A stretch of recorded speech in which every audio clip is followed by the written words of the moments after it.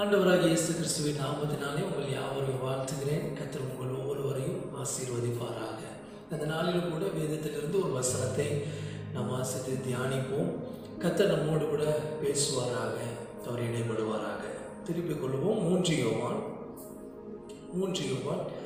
2வது வசனம். 3 யோவானிலே ஒரே ஒரு அதிகாரம் இருக்கிறது. அதிலே 2வது வசனம் நம்ம எல்லாருக்குமே தெரிந்த ஒரு வசனம் தான். அடிக்கடி நாம் கேட்கிற வசனம். அந்த வசனத்திலிருந்து கர்த்தர் நம்மோடு கூட பேசுவாராக. 3 யோவான் 2ஆம் வசனம். பிரியமானவனே, உன் ஆத்துமா வாழ்கிறது போல நீ எல்லாவற்றிலும் வாழ்ந்து சுகமாய் இருக்கும்படி வேண்டுகிறேன். ஜெபிப்போம். நல்ல பிதாவே, நல்ல இந்த வேலைக்காக ஸ்தோத்திரம். உடைய வசனத்தை நாங்கள் தியானிக்க இருக்கிறோம். கர்த்தர் எங்களோடு கூட பேசுங்கப்பா. உமக்கு ஆதாயம் லாபம் இருக்கட்டும். எங்கள் எல்லாரையும் உமக்கு நேராய் கர்த்தர் திருப்பி அருளும். அன்றைக்கு வானத்தை மன்னாவினால் திருப்தியாக்கின ஆண்டவர் இந்த நாளிலும் எங்களை முழுவதுமாய் திருப்தியாக்கி நடத்தும். தாழ்த்துகிறோம். எங்கள் ஒவ்வொருவரையும் வெறுமையாக்குகிறோம். இயேசுவின் மூலம் ஜெபிக்கிறோம் நல்ல பிதாவே. ஆமென், ஆமென், ஆமென். 3 யோவான் 2ஆம் வசனத்தில் வாசித்தோம். பிரியமானவனே, உன் ஆத்துமா வாழ்கிறது போல நீ எல்லாவற்றிலும் வாழ்ந்து சுகமாய் இருக்கும்படி வேண்டுகிறேன். அல்லேலூயா. பெரும்பாலும் திருமணங்களிலே இந்த பாடலை பாடுவாங்க, எல்லாம் வாழ்த்துவாங்க. உன் ஆத்துமா வாழ்கிறது போல நீ எல்லாவற்றிலும் வாழ்ந்துரு அப்படின்னு சொல்லி வாழ்த்துவாங்க. இந்த உலகத்தின் மனிதர்களும் வாழ்த்துவாங்க. நீ இன்னைக்கு சந்தோஷமா இருக்கிறது போல எப்பவும் வாழ்க்கையில நீ சந்தோஷமாவே இருக்கணும் அப்படின்னு சொல்லி வாழ்த்துவாங்க. அந்த உலகத்தின் மனிதர்கள் சொல்லுகிற அந்த வாழ்த்துதலுக்கும் இங்க ஆண்டவர் எழுதி வைத்திருக்கிற இந்த வாழ்த்துதலுக்கும் சற்று வித்தியாசம். ஆண்டவர் எழுதி வைத்திருக்கிறார், உன் ஆத்துமா வாழ்கிறது போல நீ எல்லாவற்றிலும் வாழ்ந்திருக்க வேண்டும். ஆத்துமா வாழ்வு இன்றைக்கு நாம் தியானிக்க போகிற காரியம் அதுதான். ஆத்துமாவின் நோய், அந்த நோயிலிருந்து ஆத்துமாவினுடைய வாழ்வு. ஆத்துமா வாழ்வது என்பது ரொம்ப ரொம்ப முக்கியம். அல்லேலூயா. நம்முடைய தேவன் திரித்துவ தேவனாக இருக்கிறார். பிதா, குமாரன், பரிசுத்த ஆவி என்கிற திரியேக தேவனை நாம் ஆராதிக்கிறோம். அவர் எப்படி திரித்துவமாக இருக்கிறாரோ அதே போல தேவன் நம்மையும் திரித்துவமாகவே படைத்திருக்கிறார். ஆவி, ஆத்மா, சரீரம் என்று திரித்துவமாக தேவன் நம்மை படைத்திருக்கிறார். ஆவி என்பது தேவன் நமக்குள்ளே கொடுத்திருக்கிற அந்த ஜீவன், அந்த உயிர். மனுஷனுடைய ஆவி கர்த்தர் தந்த தீபமாக இருக்கிறது என்று சொல்லி வாசிக்கிறோம். அந்த ஜீவன் கர்த்தர் கொடுத்த ஜீவன், கர்த்தர் கொடுத்த உயிர். கர்த்தர் நமக்குள்ளே அந்த ஜீவனை தந்திருக்கிறார். 2வது ஆத்மா. ஆத்மா என்பது நம்முடைய உள்ளான மனிதன், நம்முடைய சிந்தைகள், நம்முடைய மனசு. நம்ம மனசுன்னு சொல்றோமே, மனம் என்று சொல்லுகிறோமே, அதுதான் வேதம் ஆத்மா என்று சொல்லுகிறது. நம்முடைய சிந்தைகள், நம்முடைய எண்ணங்கள், நம்முடைய விருப்பங்கள், நம்முடைய உள்ளான மனிதன், அதுதான் ஆத்மா. 3வது சரீரம். வெளிப்பிரகாரமாக நாம் பார்க்கிறது தான் சரீரம். சரீரம் என்பது நாம் வெளிப்புறமாக பார்த்தாலும் சரீரம் என்பதை தாண்டி அந்த ஒரு நபர் என்பது அது உள்ளே இருக்கிற அந்த மனிதன் தான் உண்மையான ஒரு நபர். இப்போ நான் ஜான் சாமுவேல் அப்படின்னா இது என்னுடைய சரீரம் தான். உண்மையான ஜான் சாமுவேல் யார் அப்படின்னா உள்ள இருக்கிற மனிதன், அந்த உள்ளான ஆத்மா, அவனுடைய யோசனைகள், எண்ணங்கள், அதுதான் உண்மையான ஒரு மனிதன். அல்லேலூயா. தேவன் நம்மையும் அப்படியே படைத்திருக்கிறார். அல்லேலூயா. திரித்துவமாகவே தேவன் நம்மை படைத்திருக்கிறார். இந்த வேத வசனத்தில் நம்ம வாசிக்கிறோம். 1ஆம் வசனத்தில் வாசிக்கும் பொழுது அப்போஸ்தலனாகிய யோவான் காயு என்கிற மனிதனை வாழ்த்தி ஜெபித்து அவருக்காக எழுதுகிற இந்த ஒரு விண்ணப்பம். அதாவது 2ஆம் வசனத்தில் அவர் சொல்றாரு, நீ சுகமா இருக்கும்படி வேண்டுகிறேன். ஒரு ஜெபத்தோடு கூட அவரை வாழ்த்தி அவர் இந்த நிருபத்தை அவர் ஆரம்பிக்கிறார். அல்லேலூயா. அப்ப இந்த சங்கீதத்துல இந்த யோவான்ல நம்ம வாசிக்கிறோம், நம்முடைய ஆத்மா வாழ்வு. ஆத்மா வாழ்வு என்பது ரொம்ப ரொம்ப முக்கியமான ஒரு காரியம். ஆத்மா வாழ வேண்டும். ஆத்மா வாழ்கிற ஒரு அனுபவம் என்பது ரொம்ப முக்கியமான ஒரு காரியம். அதுதான் பிரதானமான ஒரு காரியம். இன்னைக்கு உலக பிரகாரமா சரீர பிரகாரமான வாழ்வு, சரீரத்துக்கு தேவையான ஆசீர்வாதங்கள், இதை இந்த உலகம் முக்கியத்துவப்படுத்துகிறது. ஆனால் வேதம் ஆத்மாவின் வாழ்வை முக்கியத்துவப்படுத்துகிறது. ஆத்மா வாழ வேண்டும் என்பதை வேதம் போதிக்கிறது. ஆத்மாவுக்கு ஒரு விடுதலை தேவை என்பதை போதிக்கிறது. ஆத்மா சுதந்திரமாக, விடுதலையாக, அது பரிசுத்தமாக வாழ வேண்டும். ஏனென்று சொன்னால் அதற்கு நியாய தீர்ப்பு உண்டு என்பதை வேதம் போதிக்கிறது. ஏனென்று அந்த சரீரம் என்பது இந்த மண்ணினாலே படைக்கப்பட்டது. அது இந்த ஒரு நாள் ஒரு மனிதன் சாகும் பொழுது இந்த சரீரம் எங்கிருந்து வந்ததோ, மண்ணிலிருந்து எடுக்கப்பட்ட சரீரம் மண்ணுக்கே திரும்ப போய்விடும். ஆனால் ஆத்மா என்பது அப்படிப்பட்டது அல்ல.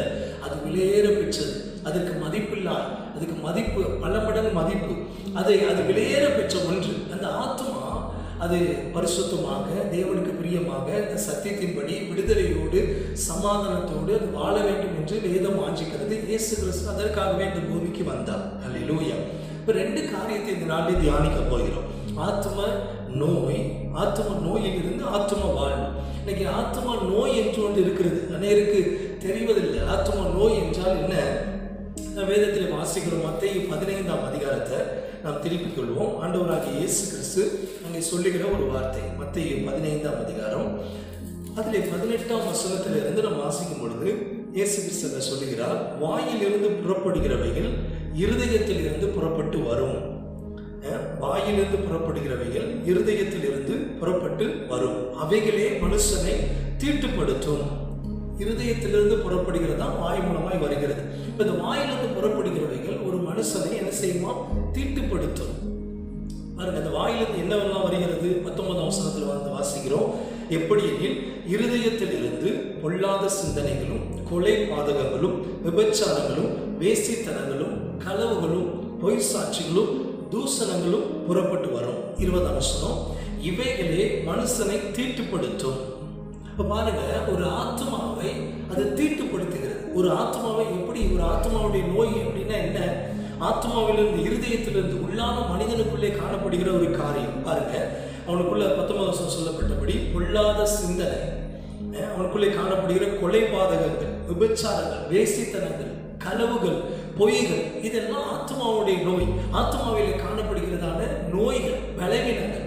ஒரு ஆத்மாவிலே இப்படிப்பட்ட காரியங்கள் காணப்படும் பொழுது இயேசு கிறிஸ்து சொல்லுகிறார், அது அந்த மனிதனை தீட்டுப்படுத்துமா. அந்த மனிதனை தீட்டுப்படுத்தும், அந்த சரீரத்தை அது தீட்டுப்படுத்தும், அவனுடைய வாழ்க்கையை அது தீட்டுப்படுத்தும், அவனுடைய ஆசீர்வாதங்களை அது தீட்டுப்படுத்தும், அது அழித்து விடும். ஆசீர்வாதங்களை அழித்து விடும், நன்மைகளை அழித்து விடும், அவனுடைய மேன்மைகளை அழித்து விடும், தேவனோடு உள்ள உறவுகளை அழித்து விடும், பரிசுத்த ஜீவியத்தை அது அழித்து விடும். இப்போ ஒரு சரீரத்தில் எப்படி நோய் வரும் பொழுது, அந்த சரீரத்தினுடைய நோய், இப்போ சரீரத்தில் நோய் அப்படின்னு சொல்லும் பொழுது கண் சம்பந்தமான நோய், இருதய சம்பந்தமான நோய், எலும்பு சம்பந்தமான நோய் என்று பலவிதமான நோய்கள் நம்ம சொல்றோம்.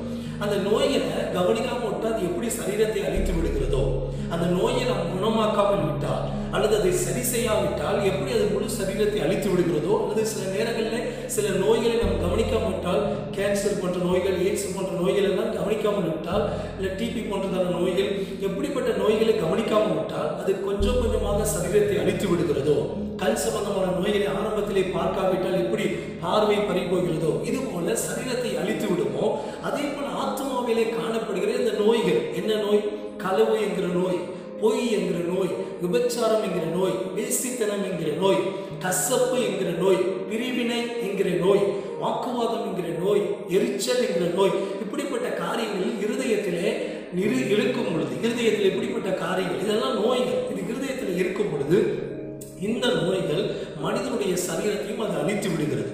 அவனுடைய சரீரத்தை அழித்து விடுகிறது, அவனுடைய வாழ்க்கையை அழித்து விடுகிறது. இயேசு கிறிஸ்து சொல்லுகிறார், இருதயத்திலிருந்து இப்படிப்பட்ட பொல்லாத சிந்தனைகளும், களவுகளும், வேசித்தனங்களும், விபச்சாரங்களும் வரும். அது அவனை தீட்டுப்படுத்தும், அவனுடைய வாழ்க்கையை தீட்டுப்படுத்தி விடும், அவனை அழித்து விடும், அவனுடைய ஆசீர்வாதங்களை கெடுத்து விடும், அவனுடைய சரீரத்தை அழித்து விடும், வாழ்க்கையை அழித்து விடும். இப்போ ஒரு ஆத்மாவிலே இப்படிப்பட்ட காரியங்கள் இருக்கும் பொழுது அது நோயாக அவனுடைய வாழ்க்கையை அழித்து விடுகிறது, வாழ்க்கையை கெடுத்து விடுகிறது, ஆசீர்வாதங்களை கெடுத்து விடுகிறது, நன்மைகளை கெடுத்து விடுகிறது.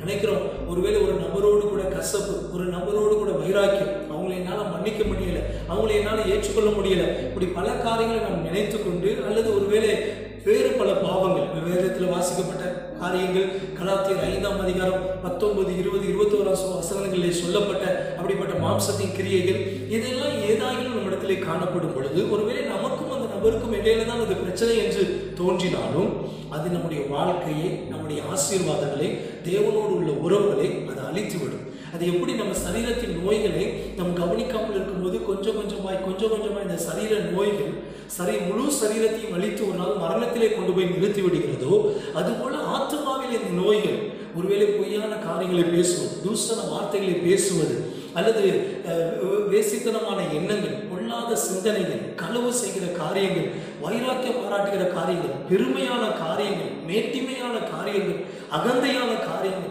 இதெல்லாம் நம்முடைய வாழ்க்கையில, நம்முடைய ஆத்மாவிலே, நம்முடைய உள்ளான மனிதனிலே, நம்முடைய சிந்தையிலே, நம்முடைய மனதிலைமைகள் இருக்கும் பொழுது கொஞ்சம் கொஞ்சமாக அவைகளும் நம்முடைய ஆத்மாவை அழித்து விடும், அல்லது நம்முடைய சரீரத்தையும் அது அழித்து விடும். இந்த ஆத்மா பரலோகம் போய் சேர முடியாதபடி, தேவனுடைய ராஜ்யத்தை சுதந்திரிக்க முடியாதபடி. ஏன்னா பொய் பேசுகிறவர்கள் 2ஆம் மரணமாகிய அக்கினி கடலிலே தள்ளப்படுவார்கள் என்று வேதவசனம் சொல்லுகிறது. வேசித்தனம் விபச்சாரம் செய்கிறவர்கள் தேவனுடைய ராஜ்யத்தை சுதந்திரிப்பதில்லை என்று வேதவசனம் சொல்லுகிறது. களவு செய்கிறவர்களோ, மற்றவர்கள் மீது இச்சை அடக்கத்தோடு இல்லாமல் வாழ்கிறவர்களோ, அல்லது தேவனுக்கு பிரியமில்லாத பிரிவினைகள், வாக்குவாதங்கள், மார்க்க பேதங்கள், பகைகள், விரோதங்கள், களியாட்டுகள், இப்படிப்பட்ட காரியங்களிலே நம்முடைய ஆத்மா அவைகளை நிரந்தரமாய் ஆத்மா வைத்துக் கொள்ளும் பொழுது, அப்படிப்பட்ட நோய்களோடு அந்த ஆத்மா வாழும் பொழுது அந்த ஆத்மா பரலோக ராஜ்யத்தை சுதந்திரிக்க முடியாது. அது ஒரு நோயாக கொஞ்சம் கொஞ்சமாக அது அந்த நபரை அழித்து விடுகிறது, அவருடைய ஆசீர்வாதங்களை அழித்து விடுகிறது, அவருடைய நன்மைகளை அழித்து விடுகிறது. ஒரு முறை ஒரு சிறு குழந்தை, ஒரு வாலிப மகன் திருட்டு வழக்கிலே, கொலை வழக்கிலே கைது செய்யப்பட்டு திருடு ஒரு இடத்திற்கு சென்று அந்த திருட்டில் ஈடுபட்டிருக்கும் பொழுது பார்த்த நபரை கொலை செய்து அவரை கைது செய்யப்பட்டு நீதிமன்றத்தில் அவரை நிறுத்தின பொழுது, தகப்பன் இல்லாத அந்த வாலிபன், தாய் மாத்திரம், நம் உடன் பிறந்தவர்களும் கிடையாது, அந்த இடத்துல நிறுத்தும் பொழுது விசாரிக்கப்பட்டது, ஏன் இப்படிப்பட்ட ஒரு குற்றத்தை செய்தான். அவன் சொன்ன ஒரு காரியம் என்ன தெரியுமா? இந்த குற்றத்தை நான் செய்ததற்கு காரணம் என் தாயார் தான். அவன் கேட்டாங்க, ஏன் உன் தாயாரை ஏன் நீ காரணமா சொல்ற? சொன்னா, நான் சிறு வயதுல எங்க பக்கத்து வீட்டுல போய் நான் சின்ன பொருள், ஒரு சின்ன ஒரு பென்சில், ஒரு சின்ன பேனா, ஒரு சின்ன ஒரு பென்சில் பாக்ஸ், இல்லை ஏதோ ஒரு தின்பண்டங்கள், ஏதோ ஒன்று ஸ்நாக்ஸ், ஏதோ ஒன்று நான் திருடிட்டு வரும் பொழுது என் அம்மா என்னை பார்த்து பாராட்டுவார்கள். ஒரு நாளும் நான் திருடினதை பார்த்து இது தவறு, இதை செய்யாதே என்று அவர்கள் சொன்னதில்லை. ஒவ்வொரு விஷயம் நான் திருடி என் வீட்டுக்கு ஒரு பொருளை கொண்டு வரும் பொழுதும் அவர்கள் என்னை பாராட்ட தான் செய்தாங்க. பரவாயில்ல, தெரியாம நீ எடுத்துட்டு வந்துட்ட, தெரியாம எடுத்துட்டு, இது நம்ம வீட்டில் இல்லை, நீ அங்கிருந்து கொண்டு வந்துட்ட, நல்ல வேலை, நான் வாங்க வேண்டியது மிச்சம், பணச்செலவு மிச்சம், இப்படியெல்லாம் சொல்லி என்னை பாராட்டினார்களே தவிர என் தவறை அவர்கள் என்னிடத்திலே சுட்டி காட்டவில்லை. அவர்கள் என்னை உற்சாகப்படுத்தினதுனாலே நான் சிறிய பொருட்களை எடுக்க ஆரம்பித்தேன், பெரிய பொருட்களை எடுக்க ஆரம்பித்தேன். இன்னும் வாலிபரான போது என்னுடைய தேவைகள் அதிகமானதினாலே அதிகமான திருட்டிலே ஈடுபட ஆரம்பித்தேன். இன்றைக்கு சிறைச்சாலையிலே அந்த திருட்டை பார்த்ததினாலே பார்த்த நபர் காட்டி கொடுத்து விடுவாரோ என்று சொல்லி அவரை கொலை செய்யும் அளவிற்கு துணிந்து விட்டேன் என்று சொல்லி அந்த திருட்டு வழக்கிலே, கொலை வழக்கிலே கைது செய்யப்பட்ட அந்த வாலிபன் சொன்னான். பாருங்கள், அந்த பொய் என்கிற அந்த ஆத்தும நோய், பொய் என்கிற அப்படிப்பட்ட ஒரு மாம்சத்தின் கிரியைகள், அந்த பாவமான ஒரு காரியம், பாவமான ஒரு சுபாவம், கொள்ளாத அந்த சிந்தனை, அந்த சிறு வயதில் இருந்து ஆத்மாவுக்குள்ளே இருந்து கொஞ்சம் கொஞ்சமாக அது அவனுக்குள்ளே வேரூன்றி அது மரமாக செடியாக வளர்ந்து ஒரு நாள் அவன் வாழ்க்கையை, அவனுடைய எதிர்காலத்தை, அவனுடைய எதிர்கால ஆசைகளை, விருப்பங்களை, நன்மைகளை அது அழித்து விட்டது. தேவஜனமே, ஒரு பகை என்கிற ஒரு காரியம், ஒரு விரோதம் என்கிற காரியம், கசப்பு என்கிற காரியம், பிரிவினை என்கிற காரியம் ஏதோ ஒரு சின்ன விஷயம் தான் அப்படின்னு நம்ம நினைச்சிடக்கூடாது. அது சின்ன ஒரு காரியம் தான், ஆனால் அது நம்முடைய ஆத்மாவிலே அது நிரந்தரமாக இருக்கும்படி ஒரு கசப்பை நிரந்தரமாக, வருஷ கணக்காக ஒருவர் மேலே கசப்பை நிரந்தரமாக நாம் வைத்துக் கொள்ளும் பொழுது, பிரிவினைகளை வருடக்கணக்காக நாம் வைத்துக் கொள்ளும் பொழுது, அல்லது தேவன் விரும்பாத ஏதோ பாவங்கள், களவுகள், பொய்கள், தூஷண வார்த்தைகள் பேசுவது, கெட்ட வார்த்தைகள் பேசுவது, பெருமையானவைகளை பேசுவது, அகந்தையாய் பேசுவது, மனமேட்டிமையாய் பேசுவது, இப்படிப்பட்ட காரியங்கள் நம்முடைய ஆத்மாவில் இருக்கும் பொழுது அது கொஞ்சம் கொஞ்சமாய் நம்முடைய ஆத்மாவை மாத்திரமல்ல, நம்முடைய சரீரத்தை மாத்திரமல்ல, நம்முடைய வாழ்க்கையும் அதை அழித்துவிடும். யாக்கோபு 3ஆம் அதிகாரத்தில் நம்ம வாசிக்கிறோம். யாக்கோபு 3ஆம் அதிகாரத்தில் 6ஆம் வசனத்தில் வாசிக்கிறோம், நாவானது சிறியதுதான், நம்முடைய அவயவங்களிலே நாவானது ரொம்ப சிறியது, ஆனா அந்த நாவினாலே பேசுகிற வார்த்தைகள் முழு சரீரத்தையும் கரைப்படுத்தி ஆயுள் சக்கரத்தையும் அது கொளுத்தி விடும். அந்த பக்தனாக யாக்கோபு எழுதுகிறார், நாவானது சிறியதுதான். எப்படி பெரிய கப்பலை சின்ன ஒரு சுக்கானால திருப்புறாங்களோ, பெரிய காட்டை ஒரு சின்ன தீக்குச்சியினால கொளுத்துறாங்களோ, அதே போல நாவும் நம்முடைய சரீரத்தில் சின்ன ஒரு உறுப்பு தான். ஆனால் அந்த நாவினாலே பேசுகிற வார்த்தைகள் நம்முடைய ஆயுள் சக்கரத்தை கொளுத்தி விடுமா, நம்முடைய முழு சரீரத்தையும் அதை கரைப்படுத்தி விடும் என்று சொல்லி வேதவசனம் சொல்லுகிறது. அது மாத்திரமில்லை, நீதிமொழிகள் நம்ம வாசிக்கிறோம். நீதிமொழிகள் 16ஆம் அதிகாரம் 18ஆம் வசனத்தில் வாசிக்கும் பொழுது, அழிவுக்கு முன்னானது அகந்தை, அகந்தையோடு ஒரு மனிதன் வாழும் பொழுது அவருடைய வாழ்க்கையில் அழிவு வரும் என்று சொல்லி வேதவசனம் சொல்லுகிறது. அழிவுக்கு முன்னானது அகந்தை, விழுதலுக்கு முன்னானது மனமேட்டிமை, மனமேட்டிமை வரும் பொழுது அந்த மனமேட்டிமை ஒரு நாள் அவனை கீழே தள்ளிவிடும் என்று சொல்லுகிறது. நீதிமொழிகள் 17ஆம் அதிகாரம் 22ஆம் வசனத்துல வாசிக்கிறோம் பாருங்க, முறிந்த ஆவி எலும்புகளை உலர பண்ணும். ஆனால் அதே நேரத்தில் பாருங்க, நீதிமொழிகள் 14:30 வாசிக்கிறோம், சொஸ்த மனம் உடலுக்கு ஜீவன். நல்ல மனம் உடலுக்கு ஜீவன், உடலுக்கு அது ஆரோக்கியம். நீதிமொழிகள் 17:22 வாசிக்கிறோம், மனமகிழ்ச்சி நல்ல ஔஷதம். இந்த வேத வசனம் சொன்ன காரியத்தை இன்றைக்கு மருத்துவர்களும் அதை உறுதிப்படுத்துகிறாங்க. மருத்துவர்கள் சில ஆராய்ச்சிகளை செய்து சில காரியங்களை வெளியிட்டிருக்காங்க. அதில் அவங்க சொன்ன காரியம் என்ன தெரியுமா? ஒரு மனிதனுக்குள்ளே பெருமையும் கர்வமும் இருக்கும் பொழுது, ஒரு மனிதனுக்குள்ளே பெருமை கர்வம் இருக்கும் பொழுது அவனுடைய சரீரத்திலே அது இதய சம்பந்தமான நோய்கள் வருவதற்கு வாய்ப்புள்ளதா இருக்கிறது என்று சொல்லி மருத்துவம் சொல்கிறது. பெருமையும் கர்வமும் இருதய சம்பந்தமான நோய்களை வர வைக்குமா? கவலையும் துயரமும், ஒரு மனிதன் கவலைப்பட்டு கொண்டே இருக்கும் பொழுது, துயரப்பட்டு கொண்டே இருக்கும் பொழுது அது அவனுடைய வாழ்க்கையில வயிறு சம்பந்தமான நோய்களை வருமா? கவலையும் துயரமும் வயிறு சம்பந்தமான நோய்களை வரவழைக்குமா? துக்கமும் அழுகையும், ஒரு மனிதன் துக்கம், எப்பொழுது பார்த்தாலும் அழுகை, எப்பொழுதும் துக்கம், சந்தோஷமே இல்லை. துக்கமும் அழுகையும் சுவாச சம்பந்தமான நோய்களை வர வைப்பதற்கு வாய்ப்புள்ளது என்று சொல்றாங்க. அடுத்து பயமும் சந்தேகமும் சிறுநீரக சம்பந்தமான நோய்களை வர வைக்குமா?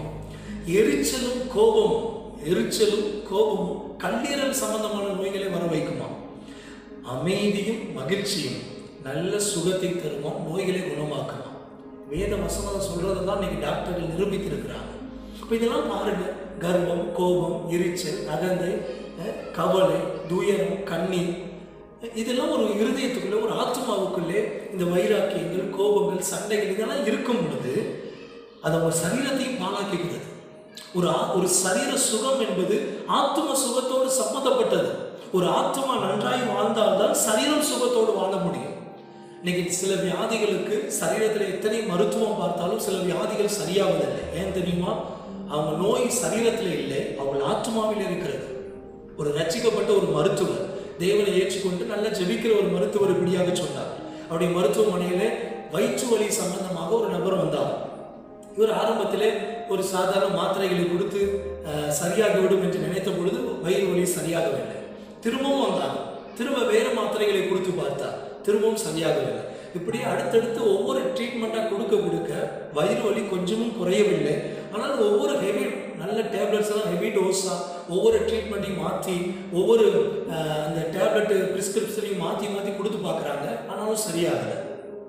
அப்போ கடைசியாக இவர் யோசித்தார். அந்த மனிதனை உட்கார வைத்து அவர் கேட்டார், நீங்கள் யார் மேலேயாவது ரொம்ப கவலை, துயரம், இல்லை ஒரு வைராக்கியம், அந்த மாதிரி காரியம் ஏதாவது உங்கள் வாழ்க்கையில் இருக்குதா அப்படின்னு கேட்டவுடனே அவர் உட்காந்து சொன்னாராம், நான் சிறு பையனாக இருக்கும்போது எங்கள் தாத்தா வச்சிருந்த நிலத்தை எங்கள் வீட்டுக்கு அருகில் இருக்கிறவங்க ஏமாற்றி எங்கள் தாத்தாவை அடித்து அந்த நிலத்தை கையெழுத்து போட்டவங்க எடுத்துக்கிட்டாங்க.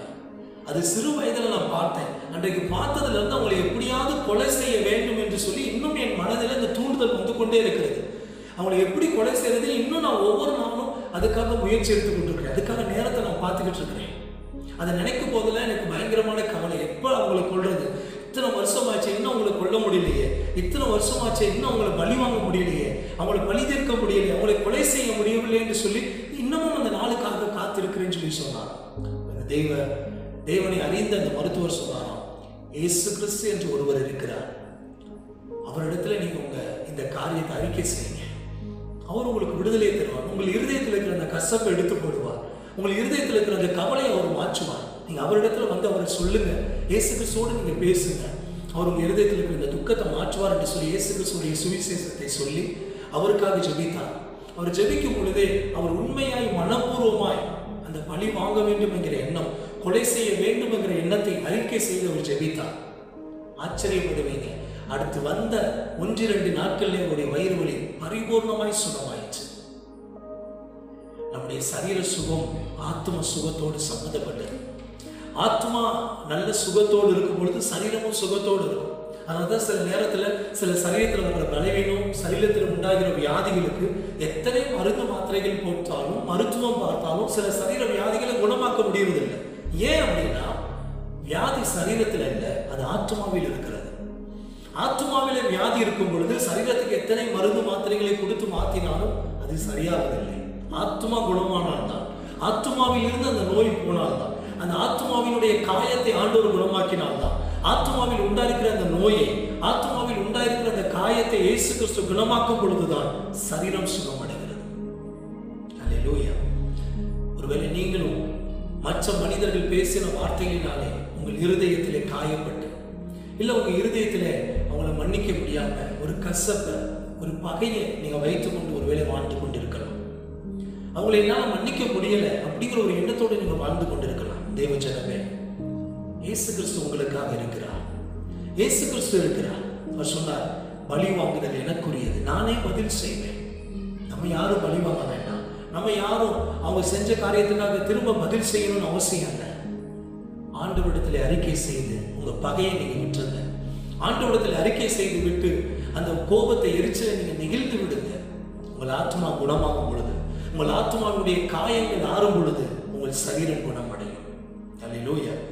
இயேசு கிறிஸ்து சங்கீதம் 147 3ஆம் வசனத்தில் வாசிக்கிறோம். சங்கீதம் 147 3ஆம் வசனத்தில், இருதயம் நொறுங்கு கொண்டவர்களை குணமாக்குகிறார், அவர்களுடைய காயங்களை கட்டுகிறார். இருதயம் நொறுங்கு கொண்டவர்களை இயேசு கிறிஸ்து குணமாக்குகிறார். அவருடைய இருதயத்தில் உண்டான காயங்கள், அவருடைய மற்ற மனிதர்கள் பேசிய வார்த்தைகளினாலே, அவர்கள் குடும்பங்களை சந்தித்த சூழ்நிலைகளினாலே அவருடைய இருதயத்தில் உண்டான காயங்களை இயேசு கிறிஸ்து குணமாக்குகிறார். அவர் ஆத்மாவை குணமாக்கும் பொழுது, ஆத்மாவில் ஒரு விடுதலை வரும் பொழுது, ஆத்மாவின் காயங்கள் குணமாகும் பொழுது அவர் சரீரமும் குணமாகும். அல்லேலூயா. இரண்டாவது, ஆத்மா வாழ்வு. ஆத்ம நோய், இப்படிப்பட்ட ஒருவேளை ஆத்ம நோய்கள் உங்களிடத்தில் இருந்தால் இயேசு கிறிஸ்துவிடத்தில் நீங்கள் அறிக்கை செய்து நீங்கள் விட்டு விடுங்கள், ஆண்டவர் உங்கள் காயங்களை குணமாக்குவார். இரண்டாவது, ஆத்ம வாழ்வு. நம்ம வாசிக்க ஏற்கனவே 3 யோவான் 2ஆம் வசனத்துல, பிரியமானவனே, உன் ஆத்மா வாழ்கிறது போல நீ எல்லாவற்றிலும் வாழ்ந்து சுகமாய் இருக்கும்படி வேண்டுகிறேன். அல்லேலூயா. ஆத்மா வாழ வேண்டும். ஆத்மா வாழ்வு என்பது ரொம்ப ரொம்ப முக்கியம். ஆத்மா இந்த நோய்கள் இல்லாமல் ஆத்மா நல்ல பலனோடு திடனாய் கர்த்தருக்குள்ளே அது வாழ்வது ரொம்ப ரொம்ப முக்கியம். அது வாழும் பொழுது சரீரம் வாழும், வாழ்க்கை ஆசீர்வதிக்கப்படும். அல்லேலூயா. ஆத்மா வாழ வேண்டும். ஆத்மா வாழ்வு என்றால் என்ன? ஆரோக்கியமான எண்ணங்கள், பரிசுத்தமான சிந்தனைகள் தான் ஆத்மா வாழ்வு. கலாத்தியர் 5ஆம் அதிகாரம் 22ஆம் வசனம் 23ஆம் வசனத்தில் நம்ம வாசிக்கிறோம், அன்பும் சந்தோஷமும் நிறைந்த வாழ்வு தான் ஆத்ம வாழ்வு.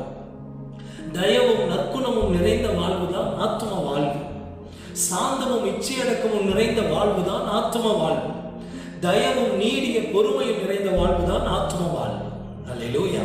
நம்முடைய ஆத்மாவிலே இந்த தயவு, நற்குணங்கள், அன்பு, தேவனுடைய இரக்கம், அவருடைய சந்தோஷம், அவருடைய மகிழ்ச்சி நம்முடைய ஆத்மாவிலே நிறைந்திருப்பது தான், அதுதான் ஆத்மா வாழ்வு. அல்லேலூயா. உங்கள் ஆத்மா அப்படி வாழ வேண்டும். உங்கள் ஆத்மாவிலே உள்ளான மனிதனிலே பகைகள், விரோதங்களோடு அல்ல, அன்போடும் சமாதானத்தோடும் மகிழ்ச்சியோடும் தேவனுடைய இரக்கத்தோடும் இச்சையடக்கத்தோடும் வாழ்வதுதான் ஆத்மா வாழ்வு. அல்லேலூயா. இந்த ஆத்மா வாழ்வு எப்படி கிடைக்கும்? அதே 3 யோவான்ல 3ஆம் வசனத்தில் வாசிக்கிறோம். நம்ம வாசித்த அதே 3 யோவான்ல 3ஆம் வசனத்தில் வாசிக்கும் பொழுது பாருங்க, சகோதரர் வந்து நீ சத்தியத்திலே நடந்து கொள்கிறாய் என்று உன்னுடைய உண்மையை குறித்து சாட்சி கொடுத்த போது மிகவும் சந்தோஷப்பட்டேன். ஒரு ஆத்மா எப்படி வாழும்?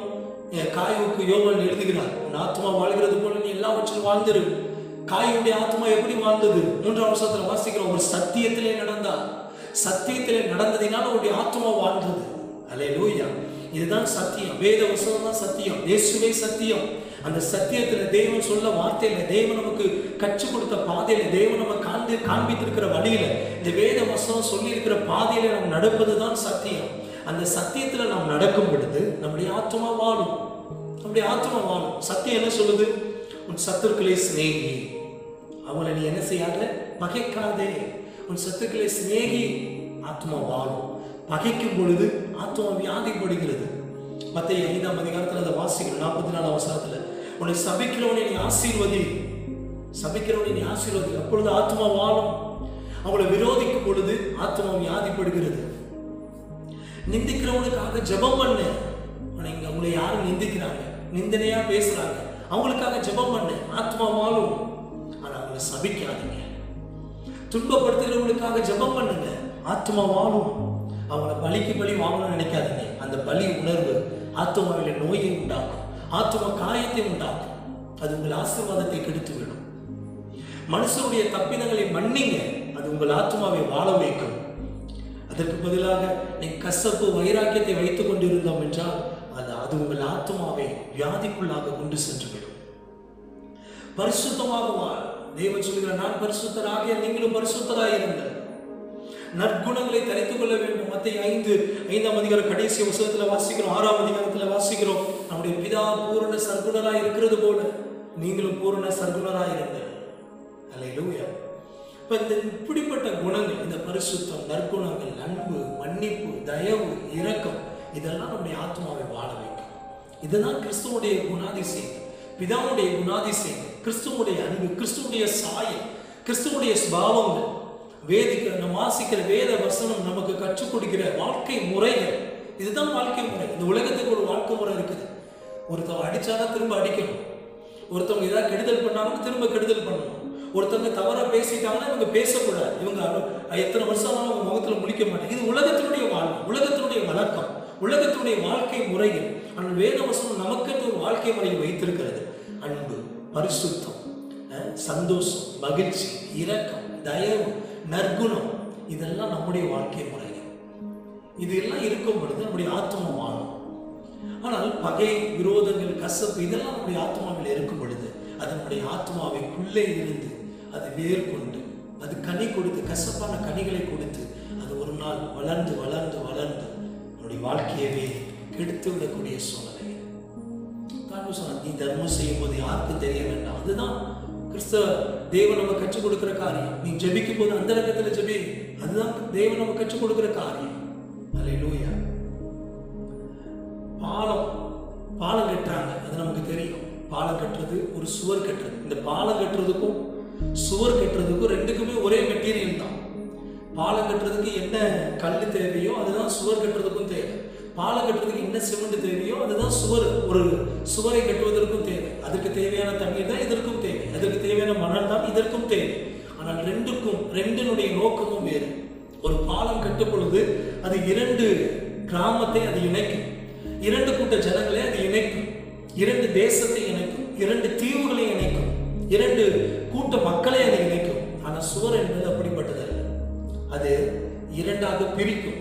இதுதான், இது என் எல்லை, நான் இதுக்குள்ளே இருப்பேன், நான் அங்கே வர மாட்டேன், அது உன்னுடைய எல்லை, நீ அதை தாண்டி இங்கே வரக்கூடாது. பாலம் 2ஐயும் இணைக்கும், சுவர் 2ஆக பிரிக்கும். இன்னைக்கு நம்முடைய ஆத்மாவும் எப்படி, இந்த பாலத்துக்கும் சுவருக்கும் ஒரே மெட்டீரியல் தான், அதுக்கு தேவையான எல்லா மெட்டீரியலும் தான் இதுக்கும் தேவை. ஆனால் அதனுடைய நோக்கங்கள் வேறு.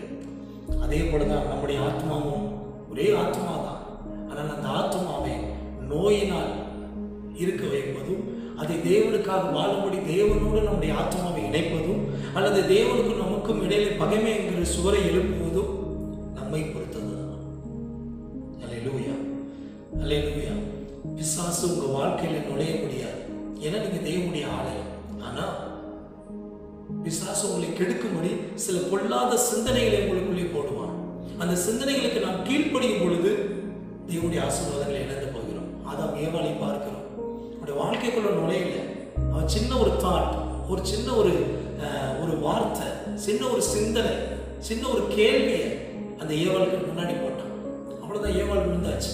அடுத்து ஆதாம் விழுந்தாச்சு. அவங்க மூலமா இந்த உலகத்தினுடைய பல காரியங்கள் சபிக்கப்பட்டது, மனித குலம் சபிக்கப்பட்டது, இந்த உலகத்தின் நிலம் சபிக்கப்பட்டது. அவன் வாழ்க்கைக்குள்ள வந்து கெடுக்கிறது அல்ல, சின்ன சின்ன எண்ணங்களை தூக்கி போடுவான். பாரு, அவங்க அப்படி பேசிட்டாங்க, நீ அவ்வளவு ஈஸியா விட்டு கொடுக்க கூடாது. சின்ன ஒரு எண்ணத்தை உங்க மனசுக்குள்ள தேய்ப்பான். நீங்க உடனே அதுக்கு செவி கொடுத்து, ஆமா அவன் இப்படி பேசிட்டான், நான் எவ்வளவு ஈஸியா விடக்கூடாது அப்படின்னு நீங்க நினைச்சீங்கன்னா பிசாசு ஜெயித்திருவான், நம்ம தோற்று போயிருவோம். இல்ல, இயேசு கிறிஸ்து நிந்திக்கிறவனுக்காக ஜெபம் பண்ண சொல்லியிருக்கிறார், பகைக்கிறவனை நேசின்னு சொல்லியிருக்கிறார், உன்னை சபிக்கிறவனை நீ ஆசீர்வதின்னு சொல்லியிருக்கிறார். இப்படியெல்லாம் செய்தாதான் நீங்க விசேஷித்து செய்றீங்க, இல்லைன்னா நீங்க விசேஷித்து செய்கிறது என்ன சொல்லி இயேசு கிறிஸ்து கேட்கிறார். தெய்வஜனமே, நாம் விசேஷித்து செய்யும்படி அழைக்கப்பட்டவர்கள், இந்த உலகத்தின் மனிதர்கள் செய்கிற பிரகாரம் செய்யும்படி அழைக்கப்பட்டவர்கள் அல்ல. மத்தேயு 5ஆம் அதிகாரத்தில் வாசிக்கிறோம், நீங்கள் விசேஷித்து செய்கிறது என்ன? உலகத்துடைய மனிதர்கள் நேசிக்கிறவங்களை நேசிப்பாங்க, உதவி செய்யறவங்களுக்கு உதவி செய்வாங்க, சண்டை போடுறவங்க இவங்களும் சண்டை போடுவாங்க. ஆனா தேவனுடைய இயேசு கிறிஸ்து கேட்கிறார், நீங்கள் விசேஷித்து செய்கிறது என்ன? அது அவர்களுடைய காரியம், நீங்க செய்யறது என்ன? பகைக்கிறவனை நேசிக்கிறீங்களா? சபிக்கிறவனை ஆசீர்வதிக்கிறீங்களா? உங்களுக்கு விரோதமாக எழும்புகிறவர்களுக்கு விரோதமாக தேவனிடத்தில் ஒப்பு கொடுத்து தேவன் கிரியை செய்யும்படி காத்திருக்கிறீங்களா? நீங்கள் விசேஷத்தை செய்கிறது என்ன? இப்ப தேவன் பிசாசு இப்போ நம்முடைய வாழ்க்கைக்குள்ள நுழைஞ்சு காரியங்களை அவன் செய்யறது இல்லை. நம்மகிட்ட சின்ன சின்ன எண்ணங்களை தான் போடுவான். ஒரு சின்ன பகையை நம்முடைய இருதயத்தில் போடுவான், சின்ன கசப்பை நம்முடைய இருதயத்தில் போடுவான், சின்ன விரோதத்தை நம்ம இருதயத்தில் போடுவான். நம்ம ஆமான்னு செவி கொடுத்துட்டோம்னா அந்த பகையை, அந்த விரோதத்தை, அந்த கசப்பான வேரை அப்படியே கொஞ்சம் கொஞ்சமாக நம்முடைய இருதயம் முழுவதும் பற்றி பிடிக்க வைத்து அந்த கசப்பு ஒரு நாள் நம்முடைய ஆசீர்வாதத்தை, தேவனோடு உள்ள உறவை, நம்முடைய நன்மைகளை, சரீர சுகத்தை இழந்து விடும்படி அது நடத்திவிடும்.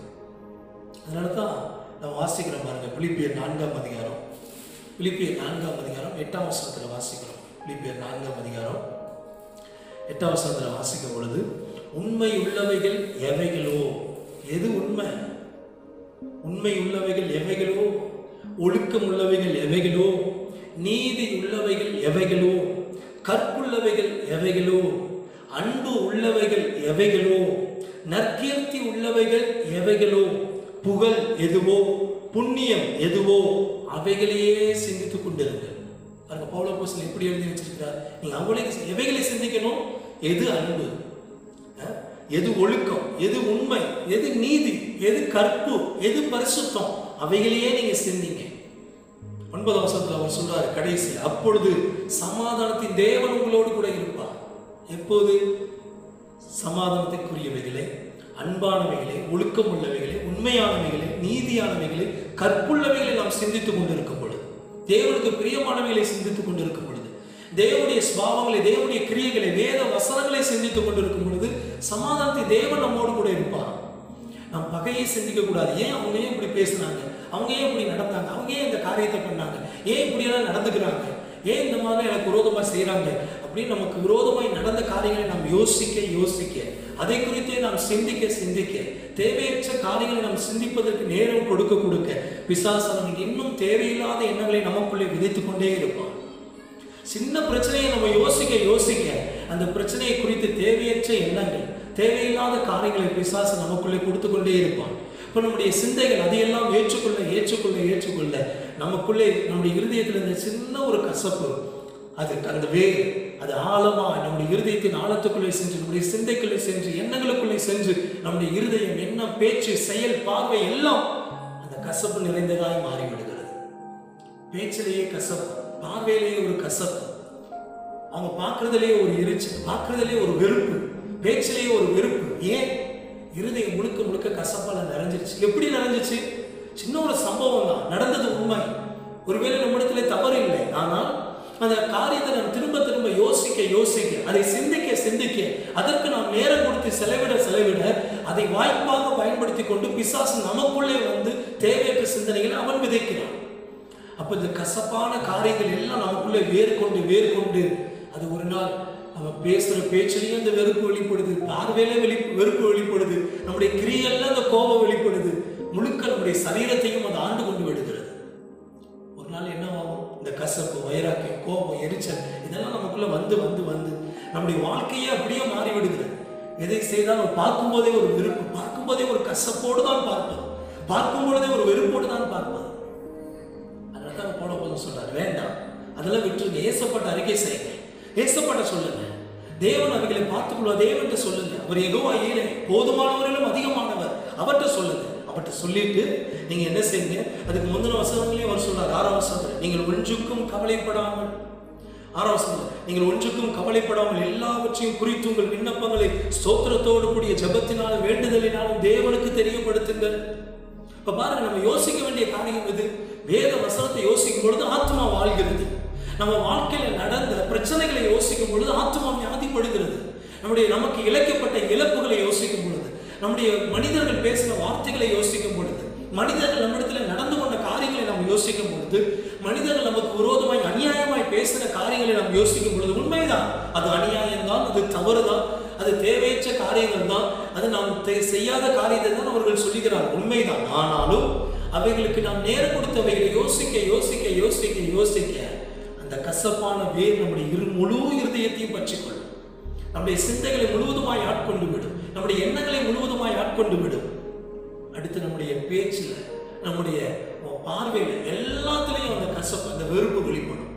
அதனால பவுல் சொல்றார், நீங்க எல்லாத்தையும் அவர்கிட்ட சொல்லிருங்க, ஸ்தோத்திரத்தோடு கூட அவர்கிட்ட சொல்லிடுங்க. சொல்லிட்டு உண்மை எதுவோ, எது உண்மை, இந்த வேத வசனம் உண்மை, இந்த வேத வசனம் சத்தியம், இயேசு கிறிஸ்து உண்மை, பரலோகம் உண்மை, அவர் நமக்கு கொடுத்திருக்கிற பரிசுத்த ஆவியானவர் உண்மை, அவர் நம்மை அழைத்திருக்கிற அழைப்பு உண்மை, அந்த உண்மை உள்ளவைகள் எவைகளோ, நீதி எதுவோ, புகழ் எதுவோ, புண்ணியம் எதுவோ, தேவன் நம்ம மேல வச்சிருக்கிற அன்பு எதுவோ, கற்பு எதுவோ, அதையே சிந்தித்துக் கொண்டிருங்க, அதையே சிந்திங்க. அப்ப பிசாசு நம்முடைய வாழ்க்கையில நம்ம அருகில நம்மிடத்துல தேவையற்ற சிந்தனைகளை நம்ம கொண்டு வர முடியாது.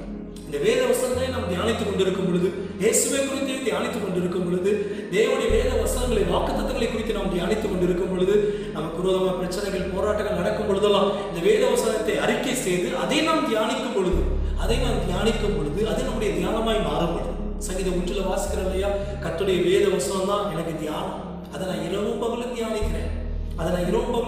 அப்படி தியானிக்கிற மனுஷன் வாய்க்கால் ஓரமாய் நடப்படுகிறான், தன் காலத்தில் தன் கனியை தருகிறான், இலையுதிராக இருக்கிற மரத்தை போன்று இருக்கிறான். ஆனால் அதை யோசிக்காமல் நம் பிரச்சனைகளை யோசிக்கும் பொழுது, நமக்கு விரோதமான எழும்புகிற மனிதர்களை குறித்து யோசிக்கும் பொழுது, நமக்கு செய்யப்பட்ட அநீதியை நாம் யோசிக்கும் பொழுது, நமக்கு வருகிற இழப்பை நாம் யோசிக்கும் பொழுது, அது நம்முடைய ஆத்மாவை கெடுத்துடும், நம்ம சரீரத்தை கெடுத்துடும், சரீர சுகத்தை கெடுத்துடும். யோசித்து பாருங்க, சில பிரச்சனைகள் இருக்கிறவங்களை கேளுங்க, சாப்பிட்டீங்களா? எங்கெங்க சாப்பிட மனசு இருக்குது? குடும்பத்தில் நடக்கிற பிரச்சனையை பார்த்தா எங்க சாப்பிட மனசு இருக்குது? ஏன் இன்னும் குளிக்கிறையா, ட்ரெஸ் மாத்தலையா, என்னத்தை குளிச்சு என்ன பண்ண? ஏன் அவங்களுடைய இருதயம்னா, சிந்தைகள்லாம் எது நடந்திருக்கு? பிரச்சனை. ஆனா பவுலப்போஸ்தலன் சொல்றார், நாசம், மோசம், பசி, பட்டினி, நிர்வாணம், அடிகள், காயங்கள் எல்லாம் வந்துச்சு. ஆனால் கிறிஸ்துவின் அன்பை விட்டு என்னை பிரிக்க முடியவில்லை. 11 அப்போஸ்தலர்களும் இரத்த சாட்சிகளா மறிக்கிறாங்க. ஒரு கடைசி வரை இயேசுவை விட்டு விலகல, அவர் மறுதலிக்கல, அவர் விட்டு பின்வாங்கல. எத்தனையோ பிரச்சனைகள். ஆனால் அதை யோசித்து கொண்டு இல்லை, தேவன் எதற்கு அழைத்தாரோ அதை தியானித்தார்கள், தேவனுடைய வசனத்தை தியானித்தார்கள், இயேசு கிறிஸ்துவை குறித்து சிந்தித்தார்கள், பரலோகத்தை குறித்து சிந்தித்தார்கள், பரலோக ராஜ்யத்தை கட்ட வேண்டும் என்று சொல்லி சிந்தித்தார்கள், தேவனுக்காக யோசித்தார்கள், தேவனுக்காக பேசினார்கள். இந்த உலகத்தினுடைய காரியங்களை நாம் யோசிக்க நாமும் தளர்ந்து, நாமும் சோர்ந்து போய்விடுவோம், வியாதிப்பட்டு விடுவோம், நம்முடைய ஆத்மா வியாதிப்பட்டுரும், சரீரம் வியாதிப்பட்டுரும், சமாதானத்தை இழந்துருவோம், சந்தோஷத்தை இழந்துருவோம், நிம்மதியை இழந்துருவோம், ஆரோக்கியத்தை, சுகத்தை இழந்துருவோம். ஸ்தோத்திரத்தோடு கூடிய ஜெபத்தினால தேவனுக்கு தெரியப்படுத்துங்க, உண்மை எதுவோ, தேவன் சத்தியம் எதுவோ, கற்பு எதுவோ, அன்பு எதுவோ, அதையே சிந்தித்துக் கொண்டிருங்க. கர்த்தர் உங்களை நடத்துவார், அவர் உங்களை விசாரிப்பார், அவர் எல்லாவற்றையும் பார்த்துக் கொள்வார். ஜெபிக்கலாமா? நல்ல பிதாவே, நல்ல இந்த வேலைக்காக ஸ்தோத்திரம். அது ஒருவேளை எங்கள் ஆத்மாவிலே காயங்களோடு, வியாதிகளோடு ஒருவேளை யாரெல்லாம் காணப்படுகிறார்களோ, அன்றுவரே கேட்டுக்கொண்டிருக்கிற இந்த வேலையிலே உடைய வார்த்தை அவர்களை விடுவிப்பதாக, உடைய வசனத்தை அனுப்பி கர்த்தர் உங்களை விடுவிப்பீராக ராஜா. யாரெல்லாம் காயத்தோடு இருக்கிறாங்களோ அவருடைய காயங்களை குணமாக்கும், வியாதிகளோடு இருக்கிற ஆத்துமாக்களை கர்த்தருக்கு விடுதலை ஆக்குவீராக, அவளை குணப்படுத்துவீராக ராஜா. அவருடைய வசனம் அவள் காயங்களை ஆற்றட்டும், அவருடைய வியாதிகளை குணமாக்கட்டும். அவள் தேவனுடைய ஆசீர்வாதங்களை பெற்று வாழ கர்த்தர் கிருபை தார். தங்களுக்கு நடந்த பிரச்சனைகள், விசுவாசம் கொண்டு வருகிற போராட்டங்கள், தங்களுக்கு நடந்த இழப்புகளை சிந்தித்துக் இராமல் இந்த பிலிப்பியரில் நாங்கள் வாசிக்கப்பட்ட பிரகாரம் உண்மை எதுவோ, நீதி எதுவோ, புகழ் எதுவோ, புண்ணியம் எதுவோ, அவைகளையே சிந்தித்துக் கொண்டிருக்க கர்த்தர் ஒவ்வொருவருக்கும் உதவி செய்து நடத்தும். உங்கள் ஒவ்வொருவரையும் காத்து வழி நடத்தும், ஆசீர்வதி. கேட்ட ஒவ்வொருவரையும் உடைய வசனத்தினாலே நிறைவாய் கர்த்தர் ஆசீர்வதித்து நடத்துவீராக. உமக்கு லாபம் ஆதாயமும் இருக்கட்டும். தாழ்த்தி எங்கள் ஒவ்வொருவரையும் அர்ப்பணிக்கிறோம். எல்லாரையும் உமக்கு நேராய் திருப்புங்க. இயேசுவின் மூலம் ஜெபிக்கிறோம் நல்ல பிதாவே, ஆமென். கர்த்தர் உங்கள் ஒவ்வொருவரையும் ஆசீர்வதிப்பாராக. ஆமென். God bless you.